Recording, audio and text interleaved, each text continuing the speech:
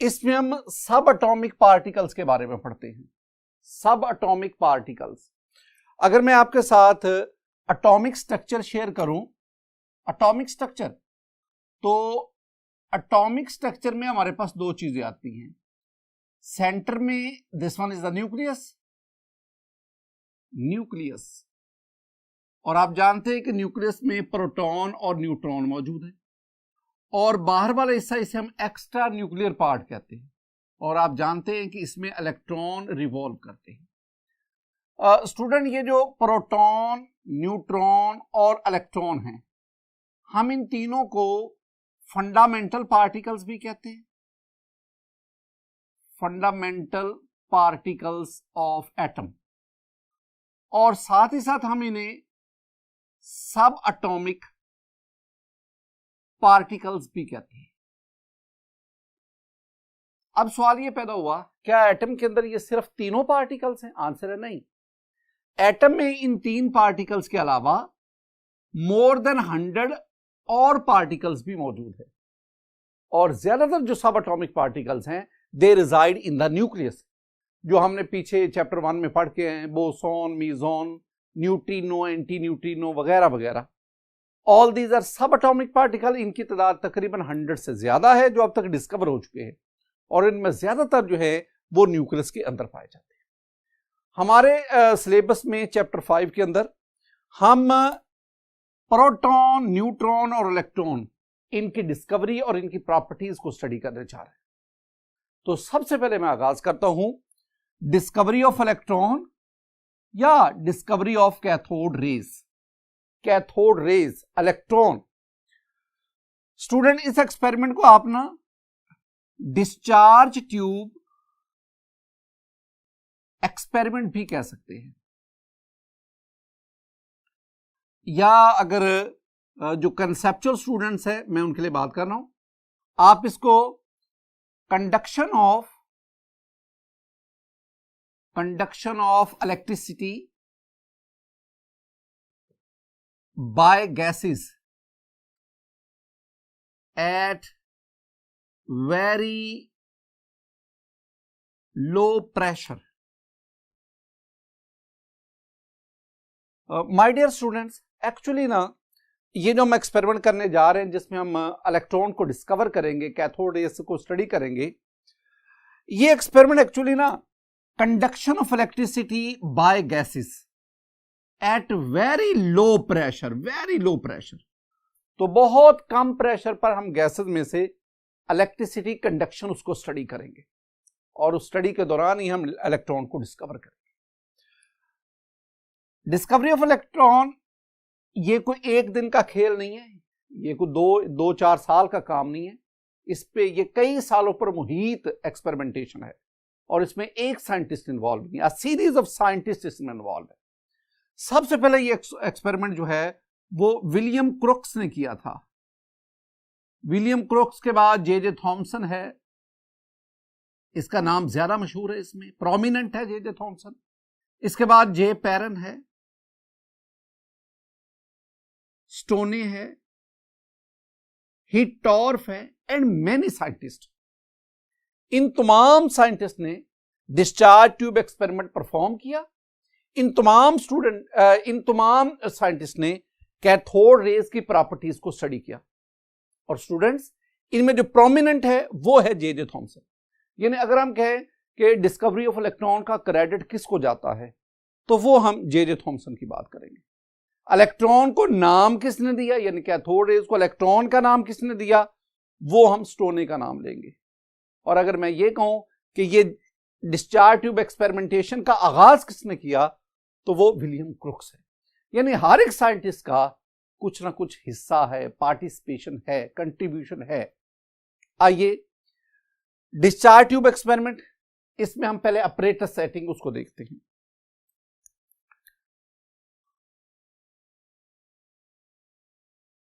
Student, discharge tube experiment में apparatus में जो जो चीजें हमें चाहिए, उसमें एक तो ग्लास डिस्चार्ज ट्यूब चाहिए, इसके बाद हमारे पास इलेक्ट्रोड चाहिए, इलेक्ट्रोड, ये जो वर्ड इलेक्ट्रोड है, it is a combination of two words. एक आपके पास इलेक्ट्रो और एक ओड।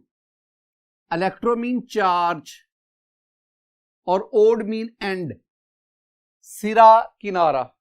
आई मीन चार्ज कैरिंग एंड, वो एंड वो सिरे जिन पर चार्ज होता है।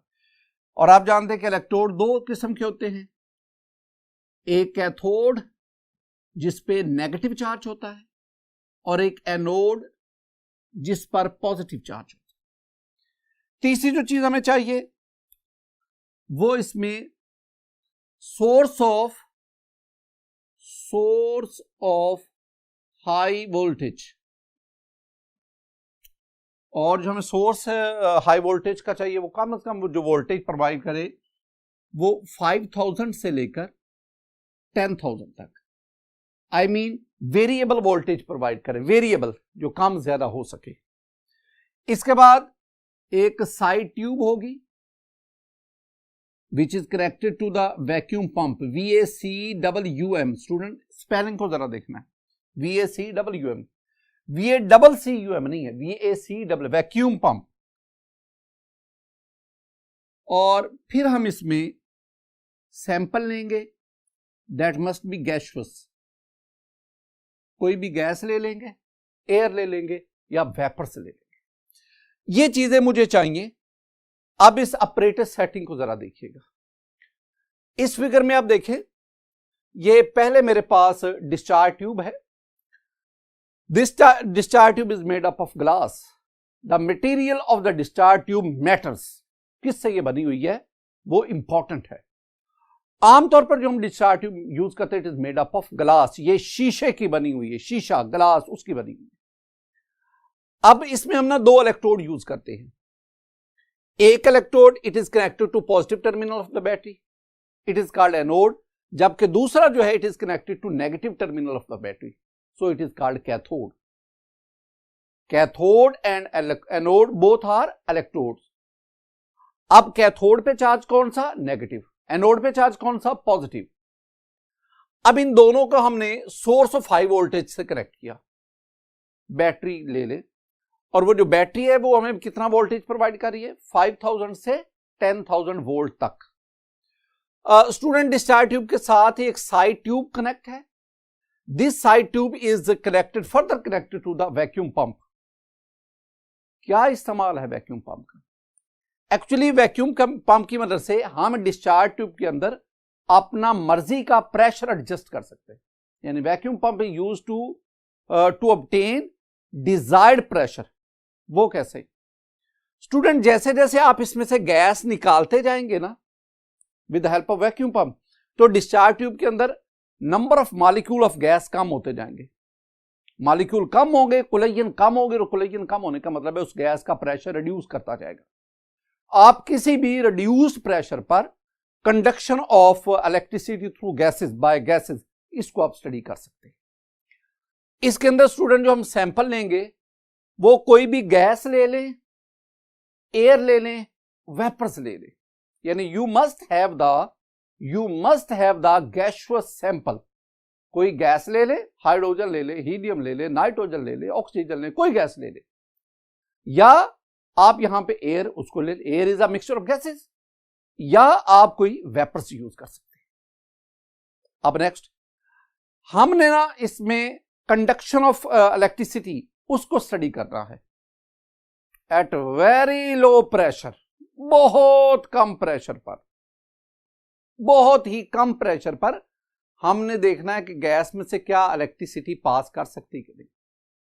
फिर हमने ना इसी एक्सपेरिमेंटेशन के दौरान हमने कैथोड रेज को ऑब्जर्व करना। अब वोल्टेज कितनी चाहिए? 5000 चाहिए, 6 चाहिए, 7 चाहिए, 8000 चाहिए, 10,000, कितनी चाहिए? द एग्जैक्ट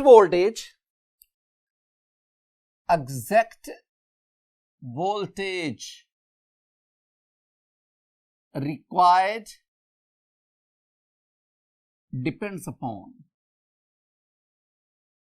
हमें एग्जैक्ट कितनी वोल्टेज चाहिए वो दो चीजों पे डिपेंड करती है। Number 1, length of discharge tube. Students, जितनी डिस्चार्ज ट्यूब की लेंथ बड़ी होगी उतनी ज्यादा वोल्टेज चाहिए for the production of cathode rays. दूसरा point, pressure of gas, pressure inside the discharge tube. जितना गैसियस प्रेशर ज्यादा होगा उतनी ज्यादा वोल्टेज रिक्वायर्ड है, और जितना प्रेशर कम करते जाएंगे, रिड्यूस करते जाएंगे by using the vacuum pump, उतना कम वोल्टेज पे आप कैथोड रेज को प्रोड्यूस कर सकते हैं। ये जो मैंने अब तक आपको बातें बताई है ना, ये है अपरेटस और अपरेटस सेटिंग। अब आए वर्किंग, कि कैथोड रेज हम प्रोड्यूस कैसे करवाएंगे। स्टूडेंट, वर्किंग में 3 बातों को मद्देनजर रखेंगे।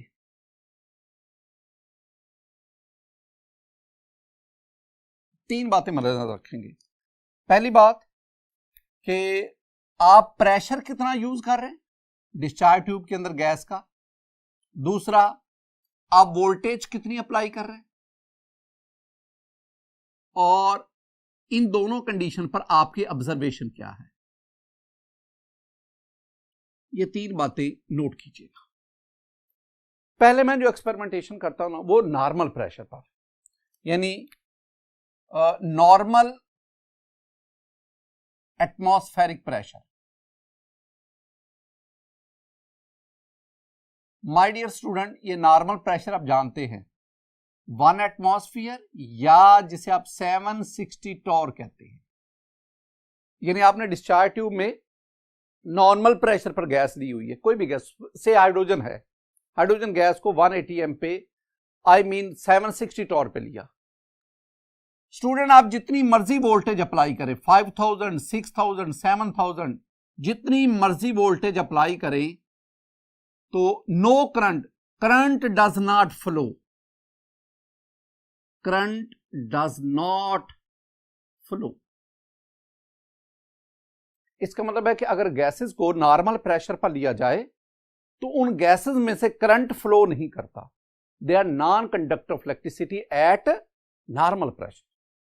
इसका मतलब है इस वक्त इस रूम में हवा का प्रेशर 760 टॉर है, नॉर्मल प्रेशर है, तो इस रूम में हवा में से इलेक्ट्रिसिटी कंडक्ट नहीं हो सकती। क्यों? What is electricity? Electricity is actually the flow of electron, electron की मूवमेंट एक से दूसरे, flow of electron is called electricity.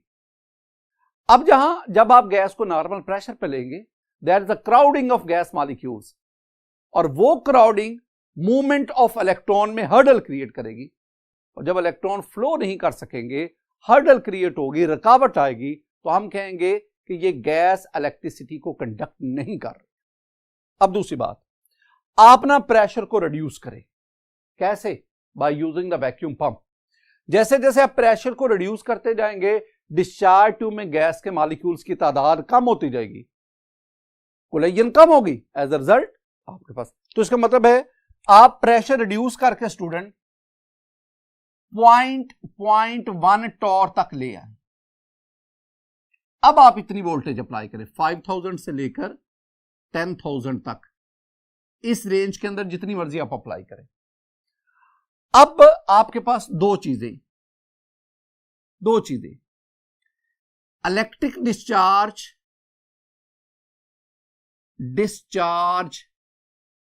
Takes place. बड़ी हद तक अब इलेक्ट्रिक डिस्चार्ज, करंट पास होना शुरू हो जाएगा। और दूसरा, अ यूनिफॉर्म, ये ऑब्जर्वेशन होगी, a uniform glow is formed. आप देखिएगा डिस्चार्ज ट्यूब के अंदर एक यूनिफॉर्म सी चमक, ग्लो प्रोड्यूस हो गया। किस कंडीशन पर? 0.1 टॉर पर। जब आपने प्रेशर 760 टॉर से कम करके 0.1 टॉर तक लिया। आप ना तीसरी एक्सपेरिमेंटेशन, आप प्रेशर और रिड्यूस करें by using the vacuum pump. Vacuum pump से गैस और निकाले, मॉलिक्यूल्स कम होते जाएंगे, कोलिजन कम होगी, प्रेशर कम हो जाएगा। और अब आप प्रेशर रिड्यूस करके ना स्टूडेंट ले जाएं 0.01 टॉर। ये वाला जो है ना, ये वाला प्रेशर, ये इस प्रेशर से 10 टाइम 10 गुना कम है। वोल्टेज अप्लाई करें 5000 से 10,000 वोल्ट तक, और अब आपके पास क्या होगा, ये जो यूनिफॉर्म ग्लो बना था ये डिसअपीयर हो जाएगा।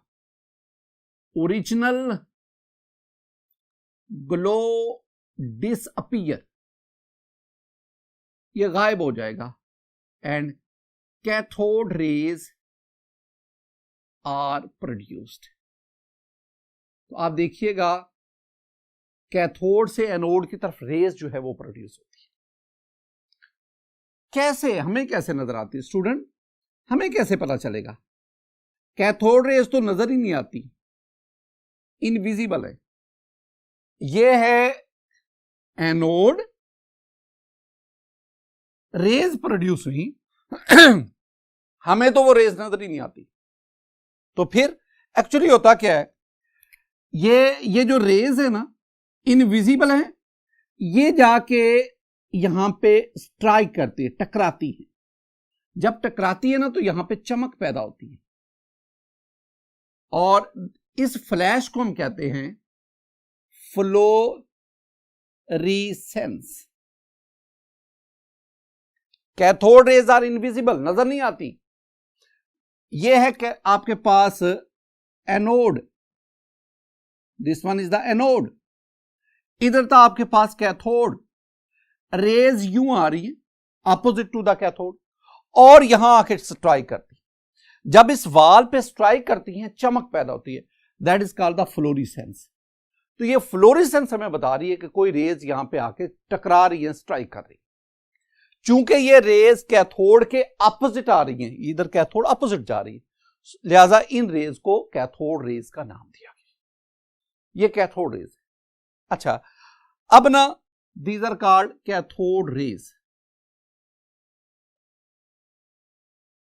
जी स्टूडेंट, अब फ्लोरेसेंस, चमक, इसका कलर कैसा होगा? That depends upon the composition of glass, material of glass. In case of material of discharge tube, in case of glass, we get greenish fluorescence. ये MCQ पूछा जाता है। अगर डिस्चार्ज ट्यूब शीशे की बनी होगी तो हमारे पास ग्रीनिश फ्लोरेसेंस प्रोड्यूस होती है। स्टूडेंट, आप सारी बात को नोट करेंगे। इसका मतलब क्या हुआ, अगर आप इन तीनों चीजों को मद्देनजर रखेंगे ना तो पता चलेगा कि आपके पास जो कैथोड रेज प्रोड्यूस हुई थी ना, वो वेरी लो प्रेशर पर प्रोड्यूस हुई थी, वेरी लो प्रेशर। अगर आप प्रेशर इससे भी कम कर देना, 0.0001 टॉर करते, तो कैथोड रेज की प्रोडक्शन और बढ़ जाएगी और ये प्रोमिनेंट होगा, ज्यादा फ्लोरेसेंस प्रोड्यूस करेगा। तो this one is the production of cathode raise. अब जरा ना ये तो हमने बुक्स वाली बुक की जो बातें हैं ना, जो हम एग्जाम वगैरह में नोट करते हैं, उनको हमने पढ़ा। जरा कंसेप्चुअल और क्रिटिकली आए ना, ये कैथोड रेज बनती कैसे, जरा उसकी तरफ आए। स्टूडेंट, मेरे पास अब है कि how cathode rays are produce. मैं कंसेप्चुअली आपको ये टॉपिक स्टडी करवाना चाह रहा हूं, कैथोड रेज बनती कैसे। साइंटिस्ट के दो ग्रुप, दोनों ग्रुप का इसके बारे में अपना अलग अलग पॉइंट ऑफ व्यू। साइंटिस्ट का पहला ग्रुप, जरा उसकी बात सुने, कैथोड रेज कैसे बनती है। ये मेरे पास डिस्चार्ज ट्यूब है, इसके अंदर मैंने गैस को लिया, सपोज हाइड्रोजन गैस है। अब ज़हन में रखना है कि मेरे पास हाइड्रोजन H2, मेरे पास हाइड्रोजन गैस है।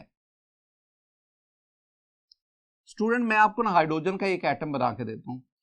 हाइड्रोजन का वो एटम जो आमतौर पर हम लिटरेचर में यूज करते हैं वो है प्रोटियम। प्रोटियम के अंदर ये न्यूक्लियस में एक प्रोटॉन और बाहर एक इलेक्ट्रॉन है। ये हाइड्रोजन का एटम है। हाइड्रोजन के ऐसे बेतहाशा एटम इसके अंदर मौजूद हैं। न्यूक्लियस में प्रोटॉन, न्यूक्लियस में प्रोटॉन और बाहर इलेक्ट्रॉन है।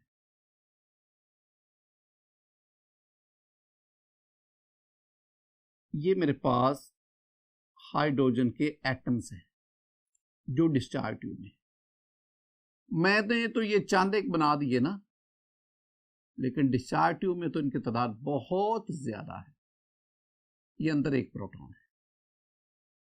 जब आप ना हाइड्रोजन गैस को नॉर्मल प्रेशर पर लेते हैं तो इस डिस्चार्ज ट्यूब के अंदर एटम्स की तादाद बहुत ज्यादा होती है, बहुत ज्यादा है। अब होता भला क्या है? कैथोड, ये कैथोड है जिसपे नेगेटिव चार्ज है। The electrode carrying negative charge, this one is the cathode, और इस पे पॉजिटिव चार्ज है क्योंकि आपने इन दोनों इलेक्ट्रोड को बैटरी से कनेक्ट किया हुआ। ये है एनोड। अब कैथोड से कुछ रेज अमिट होती हैं, ये वाला, these are actually the electrons. आपने दोनों इलेक्ट्रोड के दरमियान पोटेंशियल डिफरेंस अप्लाई किया, लिहाजा इन इलेक्ट्रॉन ने यहां से निकलकर यहां जाना होता है। अब बीच में गैस के एटम्स है। अब अगर गैस की यहां क्राउडिंग बहुत ज्यादा है, नॉर्मल प्रेशर पे आपने गैस को लिया है, तो वो इन इलेक्ट्रॉन के फ्लो में हर्डल क्रिएट करेंगे और यूं ये इलेक्ट्रॉन इस गैस में से कंडक्ट नहीं हो सकेंगे। तो नॉर्मल प्रेशर पर ये गैस नॉन कंडक्टर। लेकिन जैसे जैसे आप वैक्यूम पंप से गैस को निकालते जाते हैं, एटम्स की तादाद कम होती जाती है। एक वक्त आ गया कि एटम्स की तादाद बहुत कम रह गई, यानी गैस बहुत लो प्रेशर पर आ गई, रिड्यूस प्रेशर पर आ गई। अब ना कैथोड से ये इलेक्ट्रॉन निकले, इन इलेक्ट्रॉन ने एनोड की तरफ जाना होता है। अब ये इलेक्ट्रॉन रास्ते में आने वाले एटम जो है उनसे टकराते हैं। ये एटम जो है जब टकराएगा तो ये इलेक्ट्रॉन यहां से इलेक्ट्रॉन निकाल देगा। इसका मतलब है जब ये इलेक्ट्रॉन आया, ये इस एटम से टकराया जो इसके अंदर है, अब इस इलेक्ट्रॉन ने यहां से इलेक्ट्रॉन को निकाल दिया। ये एटम आयोनाइज हो गया। जब किसी एटम से लॉस ऑफ इलेक्ट्रॉन होता है तो एटम आयोनाइज हो गया। इसका मतलब आपके पास एटम्स थे, जब आपने इसके ऊपर इलेक्ट्रॉन की बम्बारमेंट की, बम्बारमेंट ऑफ इलेक्ट्रॉन्स, तो क्या हुआ? आयोनाइजेशन हुई।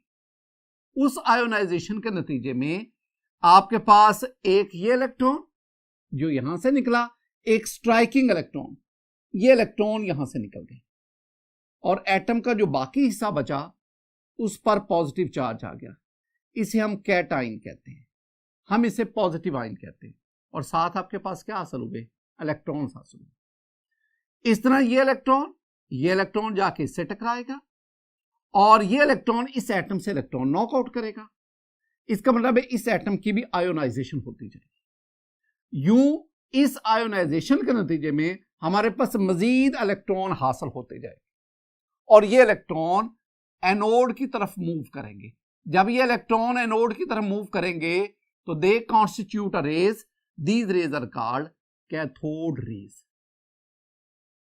ये कैथोड है, यानी cathode rays are formed by the bombardment of electron originate from cathode and due to the ionisation of gaseous atom, ionisation की वजह से। अब स्टूडेंट इसमें ना अगर आप क्रिटिकली देखें तो इस डिस्चार्ज ट्यूब के अंदर आपके पास तीन चीजें आ जाती हैं।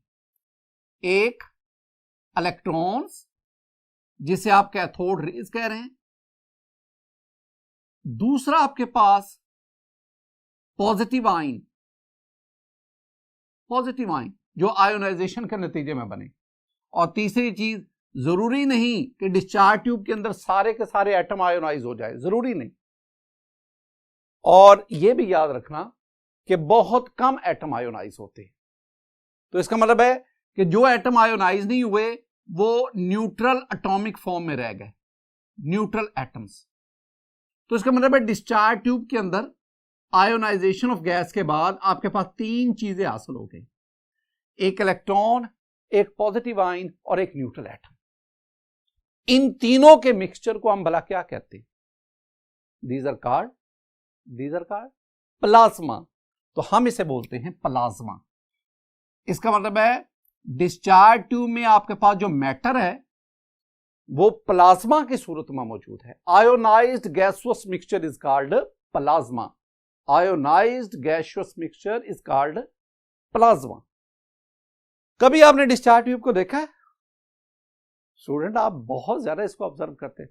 हमारे घर के अंदर लगी हुई जो ट्यूब लाइट्स है ना, ये डिस्चार्ज ट्यूब है, और उसके अंदर जो आपके पास मैटर है वो प्लाज्मा की सूरत की, और वो जो रोशनी जो लाइट एमिट करती है that is due to fluorescence.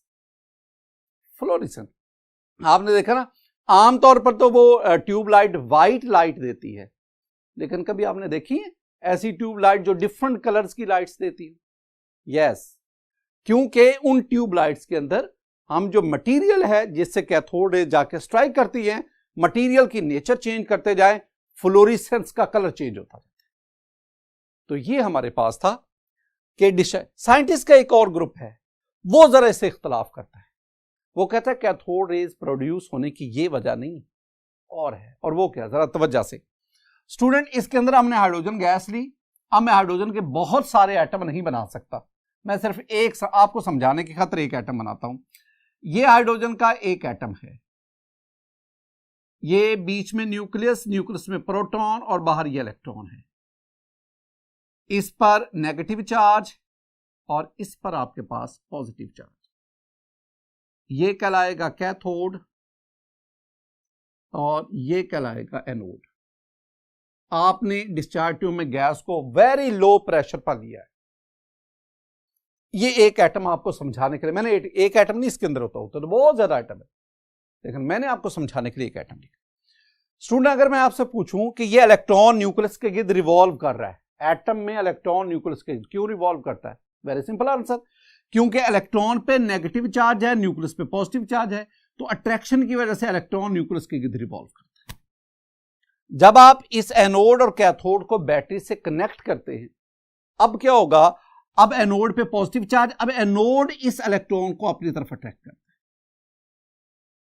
इसका मतलब है अब इस इलेक्ट्रॉन पर दो अट्रैक्टिव फोर्सेस लगेंगी, एक न्यूक्लियस की, एक एनोड की। साथ ही साथ कैथोड इस इलेक्ट्रॉन को रिपेल भी कर रहा है। अब ये इलेक्ट्रॉन किधर मूव करेगा? क्या न्यूक्लियस की तरफ मूव करेगा या एनोड की तरफ जाएगा? डिपेंड करता है कि अट्रैक्टिव फोर्स कौन से स्ट्रॉन्ग है। जो अट्रैक्टिव फोर्स स्ट्रॉन्ग होगी वैसा ही इलेक्ट्रॉन बिहेवियर शो करेगा। जब आप ना इसके अंदर बहुत सारी गैस एटम लेते हैं, बहुत सारे, तो हर गैस एटम के इलेक्ट्रॉन पर एनोड की अट्रैक्शन डिस्ट्रीब्यूट हो जाती है, तो पर इलेक्ट्रॉन एनोड की अट्रैक्शन कम होती है। जैसे जैसे आप इस डिस्चार्ज ट्यूब में से गैस को निकालते जाएंगे, गैस एटम की तादाद कम होती जाएगी, प्रेशर रिड्यूस होता जाएगा, अब हर इलेक्ट्रॉन पर एनोड की अट्रैक्शन बढ़ती जाएगी। एक वक्त आएगा जब एनोड की अट्रैक्शन न्यूक्लियस की निस्बत इलेक्ट्रॉन पर बढ़ जाएगी। जब बढ़ जाएगी तो ये इलेक्ट्रॉन अपना एटम छोड़कर किसकी तरफ चल पड़ेगा? एनोड की। ये तो मैंने आपको एक एटम की कहानी सुनाई है। जितने भी एटम इस डिस्चार्ज ट्यूब के अंदर मौजूद हैं, उनमें से ज्यादातर एटम, उनके इलेक्ट्रॉन एनोड की तरफ मूव, एटम की स्प्लिटिंग हो जाएगी, और जब वो इलेक्ट्रॉन एनोड की तरफ जा रहे होंगे, दे कॉन्स्टिट्यूट अ रे, दैट रे इज कॉल्ड कैथोड रे। मैं ना एक और भी बात आपको समझाना चाहता हूं। ये दो किस्म, यहां भी cathode ray, bombardment of electron originate from cathode on the gas, और यहां पे cathode rays are produced due to splitting of atom. तो क्या वो कैथोड रेज, ये कैथोड रेज किस तरह बनती? स्टूडेंट दोनों तरीकों से कैथोड रेज प्रोड्यूस होती है। ऊपर वाले तरीके से जो कैथोड रेज प्रोड्यूस होती है, they are called primary cathode rays, और इस तरह जो आती है दे आर कॉल्ड सेकेंडरी। ज्यादातर जो कैथोड रेज है उनकी प्रोडक्शन इस तरीके से होती है। तो इसका मतलब है आपके पास कैथोड है, कैथोड रेज की नेचर सेम है, जो उनका नाम प्राइमरी और सेकेंडरी रखा गया, ये सिर्फ और सिर्फ उनके वे ऑफ प्रोडक्शन की बुनियाद, नेचर सेम है। वो cathode raise they consist of electron, ये भी दे कंसिस्ट ऑफ इलेक्ट्रॉन। अब एक छोटा सा पॉइंट आखिरी, स्टूडेंट एक लफ्ज होता है पार्टिकल, पार्टिकल जर्रा, एक लफ्ज होता है रे। ये मैं इसलिए बता रहा हूं क्योंकि जब हमने इसके नेक्स्ट टॉपिक पढ़ना है ना, तो फिर हम ये पार्टिकल और रे, इसके कॉन्सेप्ट में हम उलझ जाते हैं। जरा उसको क्लियर करने के लिए मैं आपको एक छोटी सी बात आपको याद करवाना चाहता हूं। पार्टिकल स्टूडेंट ये इलेक्ट्रॉन है, इलेक्ट्रॉन इज अ पार्टिकल। ये मेरे पास प्रोटॉन है, proton is a particle. Neutron है, neutron is a particle. Alpha particle, beta particle, particles. Ray, ये इलेक्ट्रॉन मूव कर रहे हैं, इलेक्ट्रॉन मूव कर रहे हैं, पार्टिकल मूव कर रहे हैं। हमने पढ़ा ऊपर कि इलेक्ट्रॉन कैथोड से एनोड की तरफ मूव करते हैं। जब ये पार्टिकल मूव करते हैं दे कॉन्स्टिट्यूट रे। एक आदमी सफर कर रहे, वो मुसाफर, एक आदमी मुसाफर, पार्टिकल। और जब बहुत सारे मुसाफिर जा रहे हो तो हम उसे कहते हैं काफला। रे, एक पार्टिकल, और अगर बहुत सारे पार्टिकल जा रहे हैं तो दे आर कॉल्ड द रे, हम उसे कहते हैं रे। अब अगर वो रे उसके मौजूद पार्टिकल इलेक्ट्रॉन हो तो दैट रे is called the cathode ray. अगर उस रे में मौजूद पार्टिकल पॉजिटिव आयन हो तो दैट रे इज कॉल्ड द पॉजिटिव रे। तो ये रे और पार्टिकल, इसका कॉन्सेप्ट आपके ज़हन में बैठ। स्टूडेंट, आज के इस लेक्चर में हमने कैथोड रेज जिन्हें हमने इलेक्ट्रॉन, उसकी डिस्कवरी को स्टडी किया। अपरेटिस को हमने पढ़ा। अपरेटिस के बाद वो कंडीशन हमने स्टडी की जिन कंडीशन पे आप कैथोड रेज को प्रोड्यूस कर सकते हैं। और आखिर में हमने पढ़ा कि कैथोड रेज एक्चुअली किस फिनोमिनन के तहत प्रोड्यूस होती है। उम्मीद है कि आपने इस लेक्चर से बहुत कुछ लर्न किया होगा। मेरी दुआ है कि अल्लाह ताला आप पर अपना फजल फरमाए, अल्लाह ताला आप पर अपना करम फरमाए, अल्लाह ताला आपको छोटों से मोहब्बत और बड़ों का एहतराम करने की तौफीक अता फरमाए। अस्सलामु अलैकुम व रहमतुल्लाह।